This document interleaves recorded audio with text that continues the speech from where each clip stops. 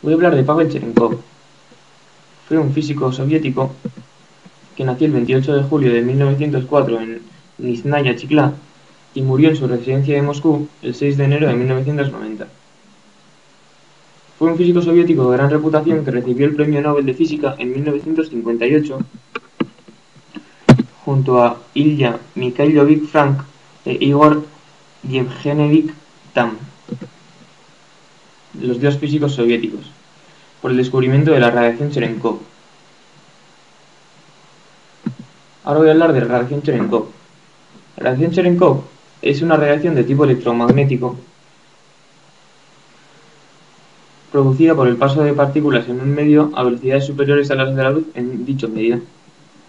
¿Pero cómo puede superarse la velocidad de la luz? La velocidad de la luz depende del medio y alcanza su valor máximo en el vacío, que son 300.000 km por segundo. El valor de la velocidad de la luz en el vacío no puede superarse, pero sí en un medio en el que ésta es forzosamente inferior.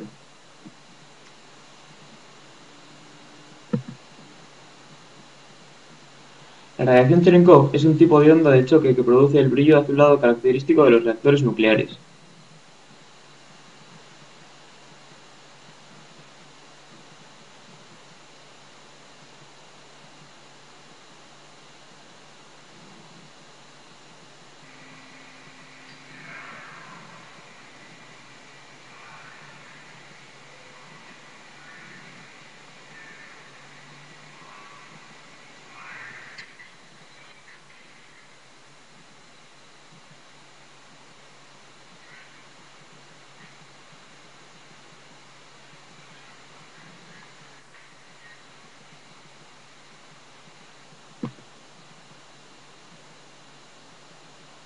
¿Cómo lo descubrió?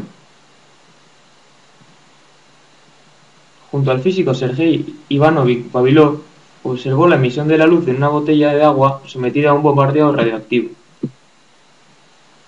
Es un fenómeno similar al de la generación de una onda de choque cuando se supera la velocidad del sonido.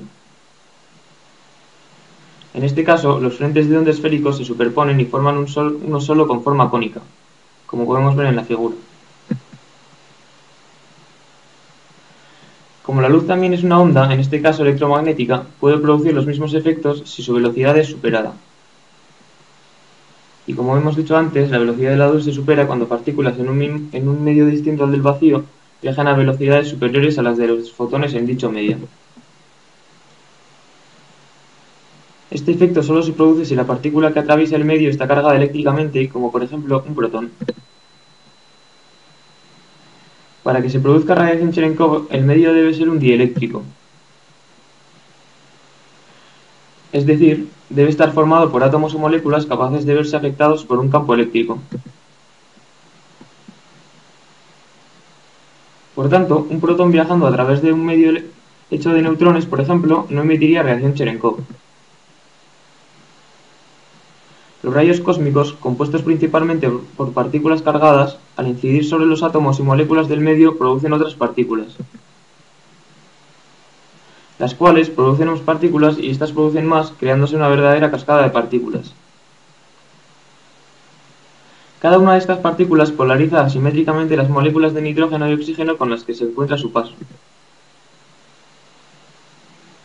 La polarización es asimétrica porque las moléculas que hay delante de la partícula no se han polarizado cuando las de detrás ya lo han hecho.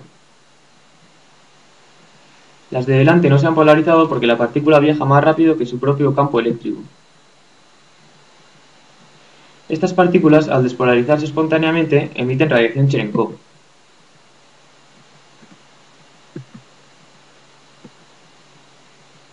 ¿De qué sirve la radiación Cherenkov? La radiación Cherenkov es muy útil en los detectores de partículas donde esta radiación es usada como trazador, particularmente en los detectores de neutrinos en agua pesada como el Kamiokande.